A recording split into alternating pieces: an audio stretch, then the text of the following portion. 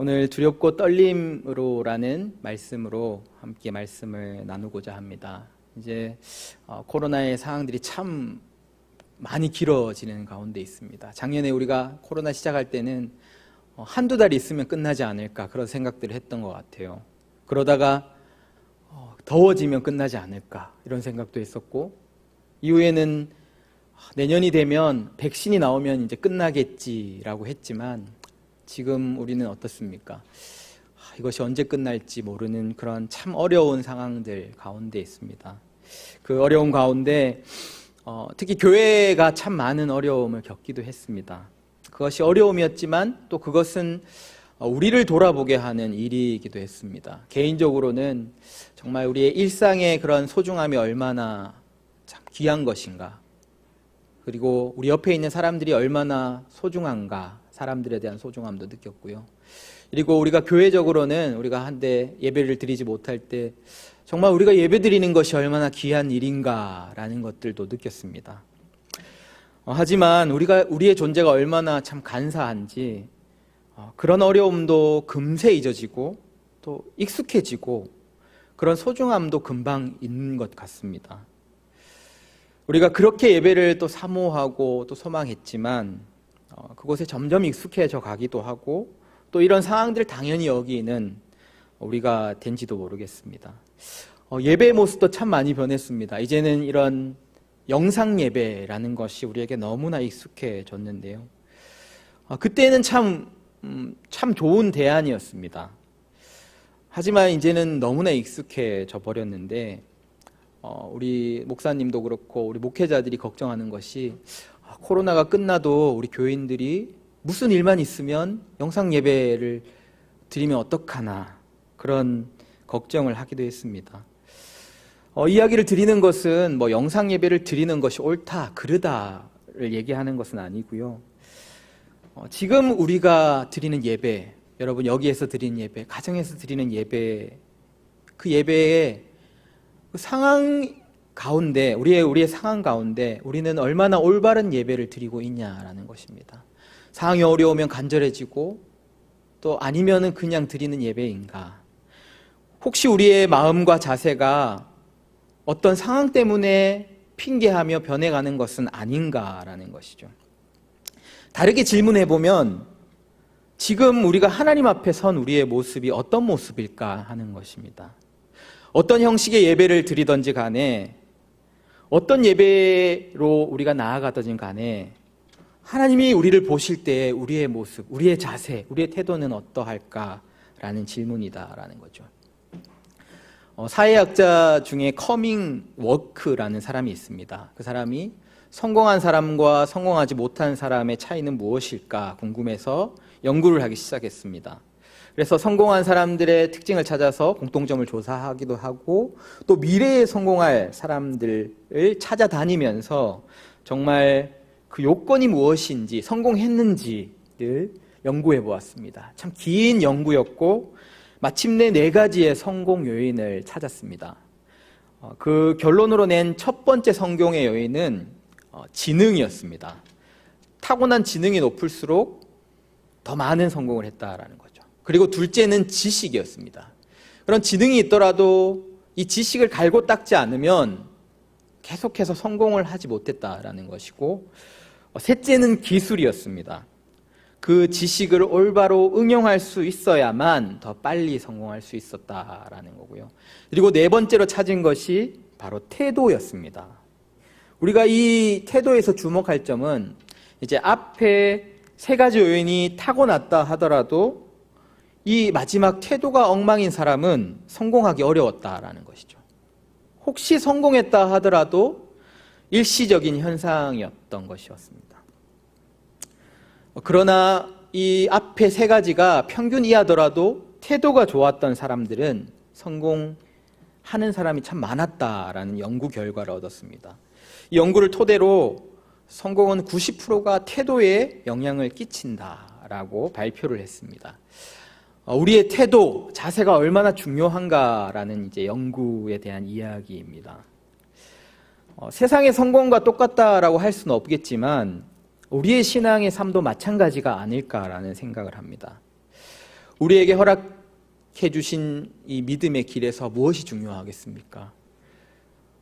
믿음도 중요하겠고 또 성경의 지식 그런 것도 중요하겠습니다. 또한 무엇보다 영적인 능력이 있어야 하겠죠. 하지만 그 연구처럼 이 모든 것을 더욱 확실하게 해주는 것이 우리의 태도와 자세가 아니겠습니까? 삶에 대하는 태도처럼 하나님을 향한 우리의 태도가 어떠함에 따라서 다른 요소들이 결정된다라는 것이죠.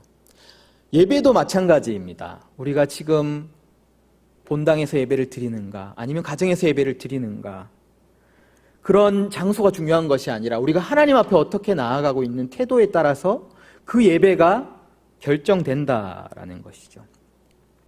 여러분, 오늘 여러분들은 예배로 나오시면서 어떤 마음으로 나오셨습니까?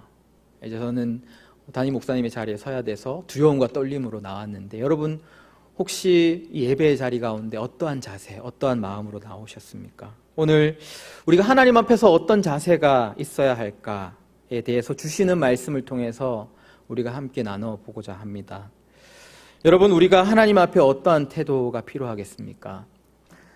제가 좋아하는 말씀이 한 구절이 잠언 1장 3절입니다. 지혜롭게, 공의롭게, 정의롭게, 정직하게 행할 일에 대해 훈계를 받게 하며.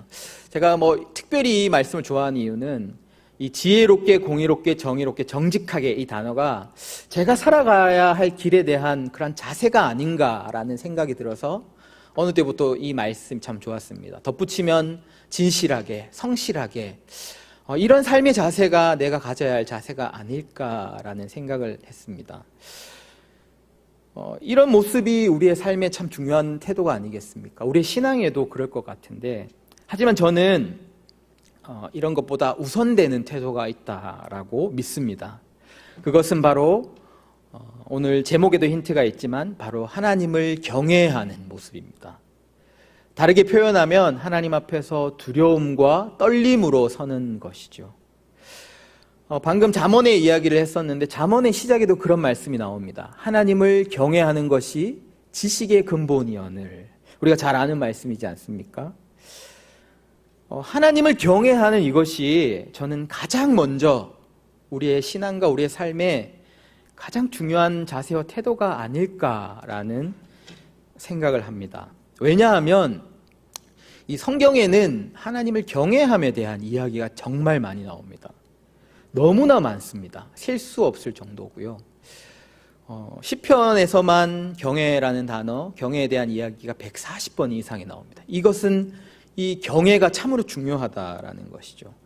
그리고 성경은 하나님에 대한 이야기이지만 하나님의 사람들을 통한 하나님에 대한 이야기입니다. 다르게 표현하면 하나님을 경외하는 사람들에 대한 이야기다라고 할 수도 있습니다. 그렇지 않습니까? 누가 있을까요? 아브라함을 생각해 보십시오. 우리는 믿음의 조상이라고 얘기합니다. 하지만 하나님께서는 아브라함을 하나님을 경외하는 자라고 말씀하셨습니다. 아브라함이 하나님께서 주신 약속의 아들 이삭을 정말 갑자기 하나님께 바치라고 했을 때 그 명령을 순종합니다. 그때 순종하기 위해 아들을 데리고 나아가서 그 아들을 하나님께 드리려고 했을 때 하나님께서 그를 사자를 통해 멈추시고 이렇게 얘기하시죠. 내가 하나님 경외하는 줄을 아노라 라고 하셨습니다.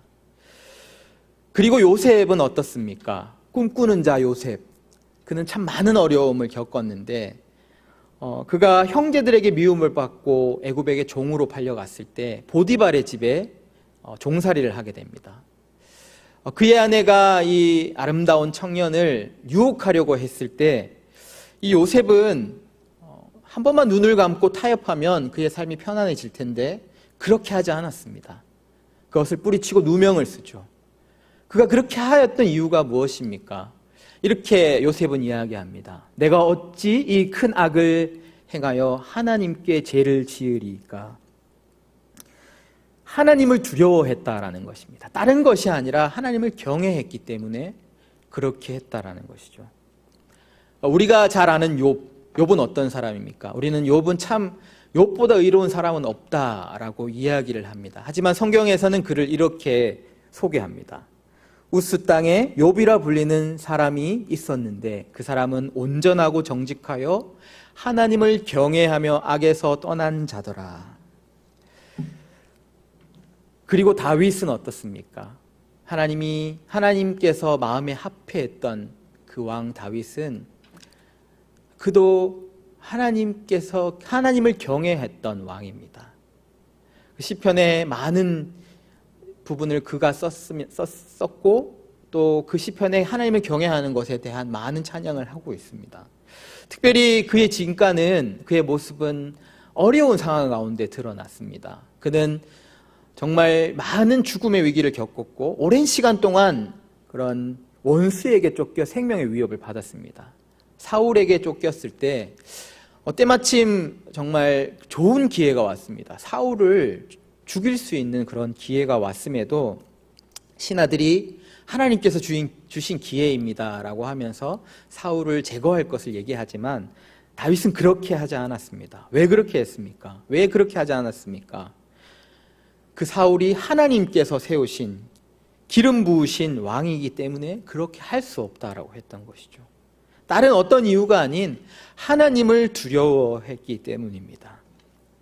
구약뿐 아니라 신약 성경에서도 많은 하나님을 경외하는 사람들의 이야기가 나옵니다. 특히 이방 선교가 시작되는 부분에 저는 한 사람을 주목합니다. 바로 고넬료라는 사람인데요. 바로 이방인이고 백부장입니다. 그 사람을 어떻게 성경에서 소개하냐 하면 그는 의인이고 하나님을 경외하는 사람이다라고 말씀을 하며 이방의 선교가 그때부터 시작이 됩니다. 하나님께서는 이렇게 하나님의 사람들, 경외하는 사람들을 통해서 하나님의 일들을 이루어 오고 계시다라는 것이죠. 세상이 말하는 많은 지식을 가진 사람도 아니고 세상이 말하는 많은 능력을 가진 사람이 아니라 바로 누구입니까? 하나님을 경외하는 사람들. 하나님의 말씀 앞에 두려움과 떨림으로 서서 그 말씀을 지키고자 노력하며 그렇게 살아온 사람들을 하나님께서 사용하셨다라는 것입니다. 그리고 하나님께서 오늘 그 사람들을 찾고 계십니다. 상황이 어떠하다, 또 어떤 능력이 있다 이런 것이 아니라 하나님께서는 오늘도 하나님 앞에 경외하는 자세로, 그런 태도로 하나님 앞에 나오는 자들을 찾고 계시다라는 것이죠. 그렇다면 하나님을 경외하는 것이 무엇이겠습니까? 오늘의 제목처럼 우리는 경외하는 것 했을 때 두렵다, 떨리다라는 그런 뜻임을 잘 알고 있습니다. 오늘 말씀에는 출애굽한 백성, 이스라엘 백성들이 그런 모습을 보이고 있습니다. 시내산에 그들을 만나러 오신 하나님의 임재 앞에서 이스라엘 백성들이 떨며 두려워했다라고 하는 장면이 오늘 말씀에 나옵니다. 18절 말씀인데요. 뭇 백성이 우레와 번개와 나팔 소리와 산의 연기를 본지라 그들이 볼 때에 떨며 멀리 서서. 하나님의 임재 앞에 이스라엘 백성의 모습은 떨었습니다. 두려워했습니다. 그런데 그것이 정말 하나님을 경외하는 모습입니까? 분명 그 뜻처럼 두려워하며 떤 것은 분명한데 하나님을 경외하는 모습이었을까요? 이 경외라는 뜻은 히브리어로 야레라고 하고 또 영어로는 fear God, 그러니까 하나님을 두려워하다라는 뜻이 분명히 맞습니다. 그런데 오늘 이스라엘 백성들이 그 떨던 그 모습이 정말 하나님을 경외하는 참 모습이냐라는, 그렇게 말씀드리는, 그렇게 질문하는 이유가 있습니다. 19절 말씀입니다. 모세에게 이르되 당신이 우리에게 말씀하소서 우리가 들으리이다. 하나님이 우리에게 말씀하지 말게 하소서 우리가 죽을까 하나이다.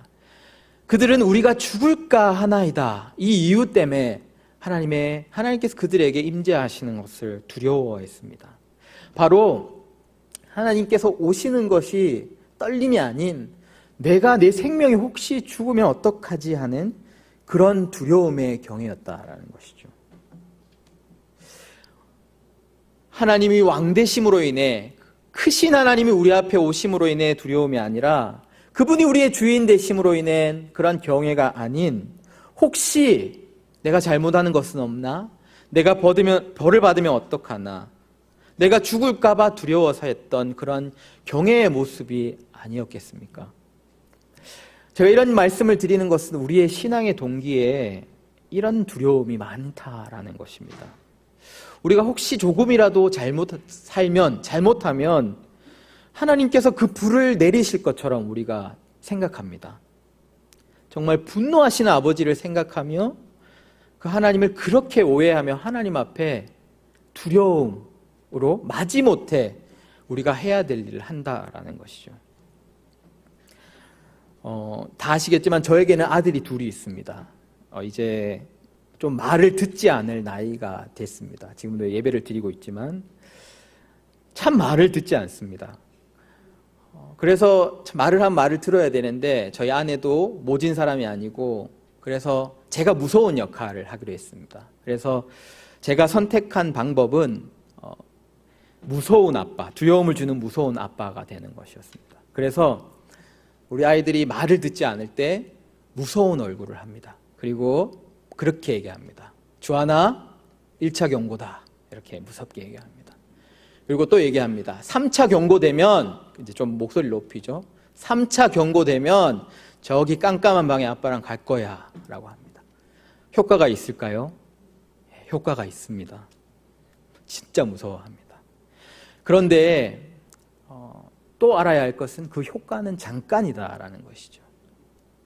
아내는 그것이 좋은 훈육 방법이 아니다라고 이야기합니다. 저도 그것에 동의하고요. 왜냐하면 그 훈육은, 그 두려움은 잠시 그들의 행동을 멈추게 할 수는 있습니다. 하지만 그 행동을 바꾸게 하지는 못했다라는 것이죠.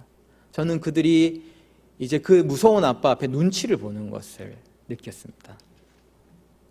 이런 공포로서의 두려움, 그것은 금방은 효과가 있습니다. 하지만 근본적으로 우리의 행동을 돌이키지 못한다라는 것이죠. 이내 눈치를 보고 그 잘못을 하게 되는 것입니다. 많은 경우 우리는 그렇게 하나님을 두려운 존재로 여기며 생각하며 경외할 때가 많은 것 같습니다. 그렇게 이스라엘 백성처럼 우리는 그 하나님, 두려운 하나님 앞에서만 떨 뿐 우리의 삶을 돌이키지 않고 그렇게 하나님 앞에 경외하고 있다라는 것이죠. 오늘 이스라엘 이 백성들이 하나님 앞에 참으로 경외하는 두려움이 있었다면 그들은 그렇게 광야에서 헤매이지는 않았을 것이다 라는 것이죠. 그러면 우리는 하나님 앞에 어떤 경외로 서야 하겠습니까?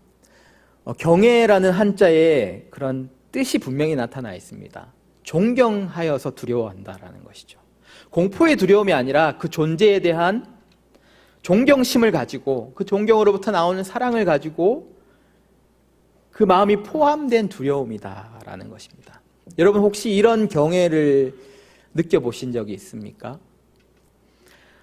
저는 목회자의 길에 들어서기 전에 이제 신대원을 가기 전에 아주 젊을 때입니다. 지금도 젊지만 한 13년 전쯤인데 제가 하나님께서 귀한 시간을 주셔서 단기 선교를 참여를 했습니다.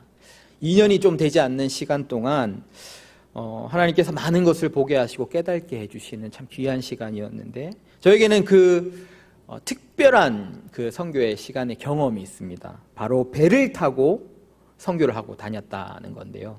이제 김윤규 선교사님처럼 한 나라에 머무르면서 오랜 사역을 하는 것이 아니라 이제 몇 나라를 배를 타고 가서 그 지역 교회와 협력해서 전도를 하는 그런 훈련이었습니다.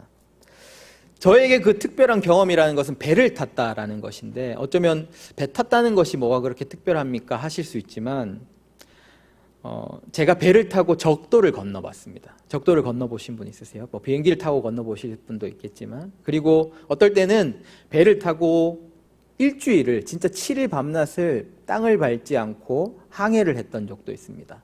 그 말은 제가 정말 큰 바다를 건너봤다라는 얘기인데 제가 그때 아직도 잊혀지지 않는 장면은 그 항해했던 바다의 배 위에 올라가면 그 바다가 정말 크다는 겁니다. 우리가 알고 있는 것보다 우리가 상상하는 것보다 더 크다라는 겁니다. 여러분 산과 같은 파도를 보신 적이 있습니까? 저는 그 큰 바다 앞에 압도되는 경험을 했습니다. 그리고 저의 자금을 느끼고 숙연해지며 경외와 비슷한 느낌을 받는 거죠. 정말 그 거대한 존재 앞에.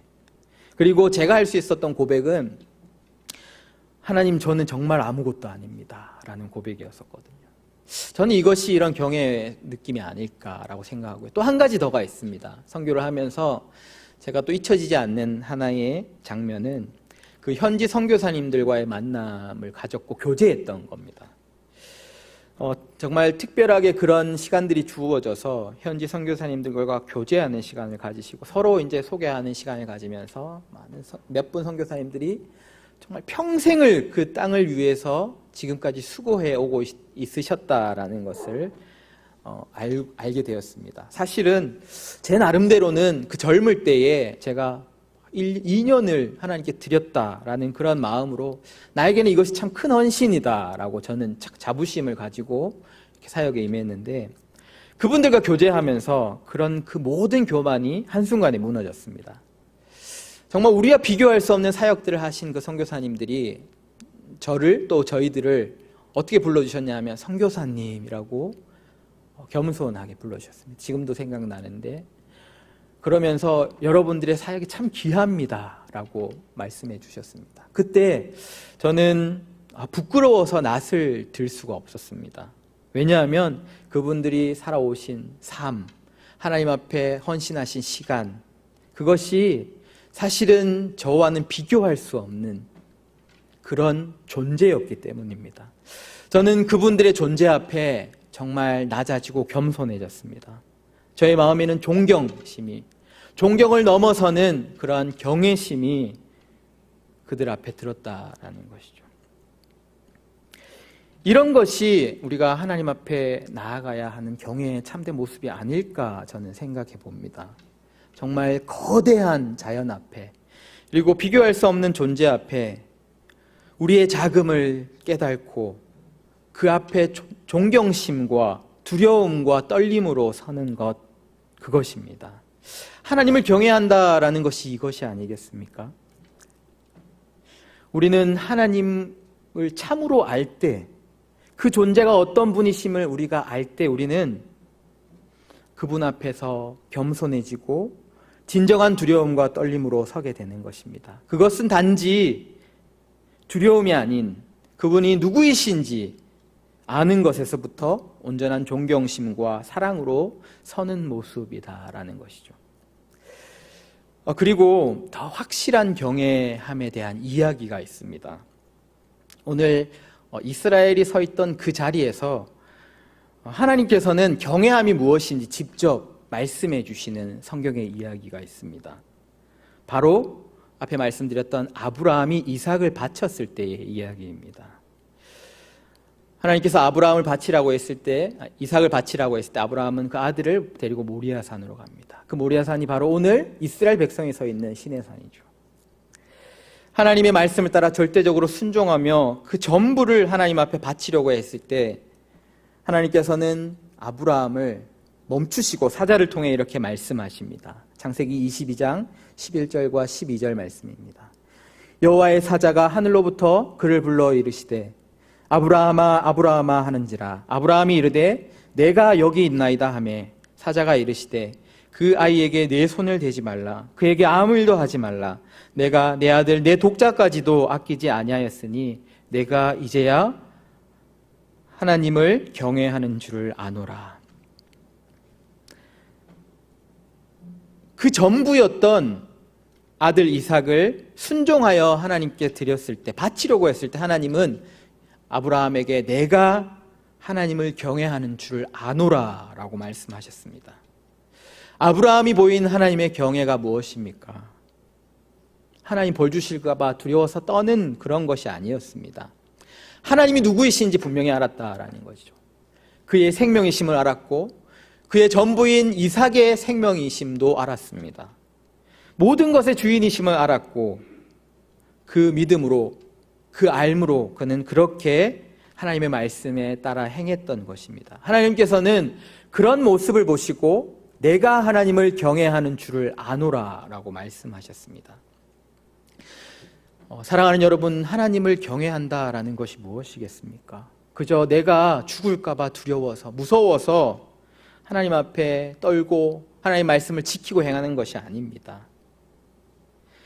우리의 생명이 하나님의 것임을 알고, 하나님이 얼마나 크신 분이심을 알고, 그분의 주권과 그분의 전능하심과 크심을 믿고 하나님 앞에 참된 존경과 사랑으로 겸손히 서는 것, 이것이 바로 경외가 참 경외의 모습이 아니겠습니까? 오늘 우리는 하나님 앞에 어떤 모습으로, 자세로 서 있으십니까? 오늘 예배에 여러분들은 어떤 마음으로 하나님 앞에 나아가십니까? 혹시 내가 예배를 잘 안 들리면 하나님 진노하실까? 화내실까? 벌 주실까?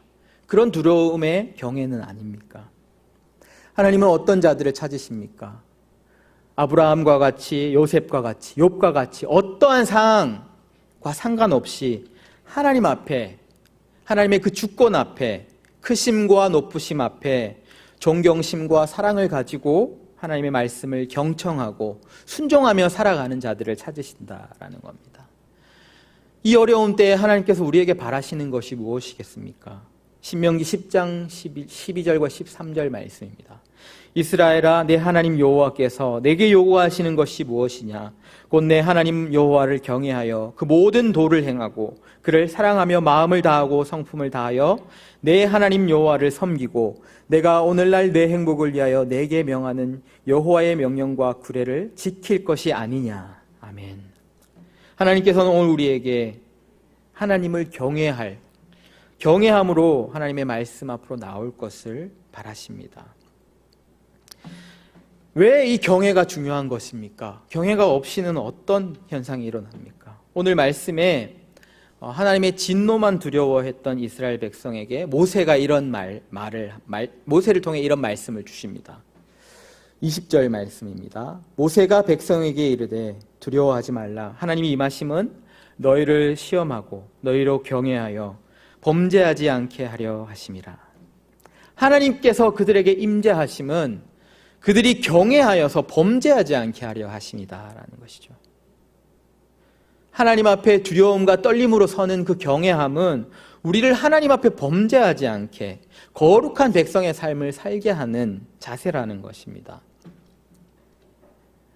하나님 앞에 두려움과 떨림을 잃어버리면 우리는 교만하여지고 하나님의 말씀을 듣지 않습니다. 그리고 그 마음은 완악해진다라는 것이죠. 잠언에 이런 말씀이 있습니다. 항상 경외하는 자는 복되거니와 마음을 완악하게 하는 자는 재앙에 빠지리라. 참 경외함으로 하나님 앞에 서지 않았던 이스라엘 백성들은 어떻게 되었습니까? 그저 자신의 생명에만 온통 관심을 가지고 두려워하니 그들의 상황에, 하나님 말씀보다는 그들의 상황에 붙잡혔습니다. 그리고 그것에만 반응했습니다. 그 상황 그들을 강팍한 마음으로 붙잡히게 했고 하나님 말씀보다는 그들 상황에 매여서 원망과 불평이 그들의 입술에는 터져 나왔습니다. 금세 그들은 죄악에 빠지게 되었고 그런 완악한 마음으로 그들은 그 1세대는 약속의 땅을 밟지 못하는 결과를 얻게 되었습니다. 우리가 하나님을 경외하면, 그렇다면 그 경외함은 우리를 어떤 모습으로 나타나게 하는 것입니까? 오늘 말씀해 보면 십계명을 주시고 또 하나님 임재하셔서 온전한 예배에 대해서 이야기를 하십니다. 24절 말씀을 보시면 내게 토단을 쌓고 그 위에 내 양과 소로 내 번제와 화목제를 드리라. 내가 내 이름을 기념하게 하는 모든 곳에서 내게 임하여 복을 주리라. 하나님을 온전히 경외하는 모습은 참된 예배로 이어진다라는 것입니다. 우리가 거대한 자연의 존재 앞에 감탄이 터져 나오는 것처럼 우리가 그 하나님의 참된 임재 앞에 나아가면 우리의 반응은 그분을 향한 높으심과 그분의 은혜를 찬양하게 되는, 감사하게 되는 것이 우리의 반응이다라는 것이죠. 하나님을 경외하는 자들은 원망과 불평이 아닌 하나님을 예배하게 되는 예배의 삶으로 이어지고 그것을 통해 더욱더 높으신 하나님을 경험하게 되고 또 그 일들을 통해서 하나님의 말씀을 듣고 순종하며 거룩한 백성으로 살아가게 된다라는 것이죠. 지금 이때가 참 어려운 상황입니다. 코로나19가 언제 끝날지 모르는 상황. 우리에게 이때 가장 중요한 것이 여러분 무엇이겠습니까? 교회에 가장 중요한 것이 무엇이겠습니까? 이런 질문을 드리면 경외함의 자세가 참 중요한 건 알겠는데, 우리가 하나님을 경외하는 것을, 그 중요함을 알겠지만 이 긴 어둠의 터널을 빠져나가기 위해서 우리는 그런 원론적인 이야기보다는 좀 더 어떤 방법이나 그런 해결책이 필요한 것은 아닌가라는 생각을 할 수도 있습니다. 그런 태도와 자세보다는 대안이나 어떤 대책이 필요한 것이 아닐까, 세워야 하지 않는가, 그렇게 반문하실지도 모르겠습니다. 하지만 그 하나님을 경외했던 사람들의 이야기를 다시 기억해 보십시오. 그들이 처했던 상황은 누구보다, 사실 우리보다 더 어려웠습니다. 타국의 끊임없는 종살이를 하였고, 이유 없는 고난을 겪고 원수의 죽음의 위기를 당하였습니다. 그들이 약속을 받았지만 그 상황은 나아지지 않았고, 그 약속이 언제 이루어질지 알 수 없는 그런 상황이었습니다. 사실 그들은 할 수 있는 것이 아무것도 없었습니다.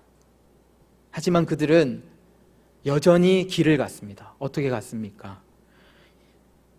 그 상황을 잡고 계시는 크신 하나님, 모든 것의 주인 되시며 주권 가지신 하나님을 믿고 그분 앞에 두려움과 떨림으로 그들에게 허락해 주신 길들을 계속 걸어 나아갔다라는 것입니다. 어떤 지혜로운 방법과 대책, 능력을 세운 것이 아니라 하나님 앞에 하나님을 경외함으로 그 길을 계속 나아갔다라는 것이죠. 그 상황은 어떻게 되었습니까? 어떤 상황에 흔들리는 것이 아니라, 매이는 것이 아니라 하나님을 경외함으로, 순종함으로 그 말씀을 따라 나아가던 그들의 삶을 하나님께서는 하나님의 전능의 손을 내셔서 그 모든 상황을 바꾸셨습니다. 아니, 도리어 하나님께서 그 경외하는 자들을 통해서 그 어려운 상황이 하나님의 영광을 나타내는, 하나님의 하나님 되심을 드러내는 그 상황으로 바꾸어 놓으셨다라는 겁니다. 오늘 어려움과 변화하는 상황, 끝이 보이지 않는 이 긴 어둠의 터널에서 하나님께서 우리에게 무엇을 원하십니까? 무엇이라고 말씀하십니까? 빌립보서 2장 12절 말씀입니다.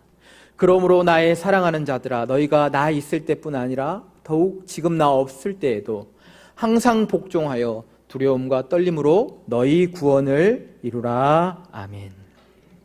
지금 우리는 무엇을 해야 하겠습니까? 어떤 세상의 방법이 아닌 더욱 하나님 앞에 경외함의 자세로 서는 것인 줄로 믿습니다.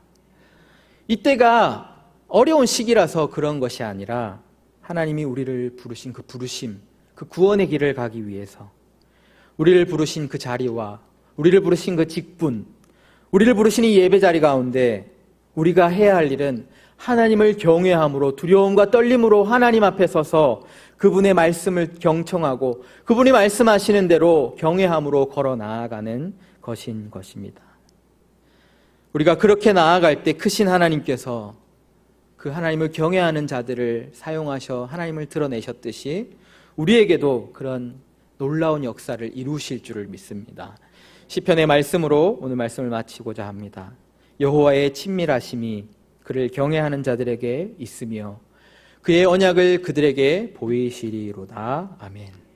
오늘 다시 우리가 하나님을 처음 만났을 때 그 두려움과 떨림으로 오늘도 우리에게 허락해 주신 이 길들을 담대하게 나아가는 저와 여러분들의 삶이 되시기를 간절히 축원드립니다. 함께 기도드리시겠습니다.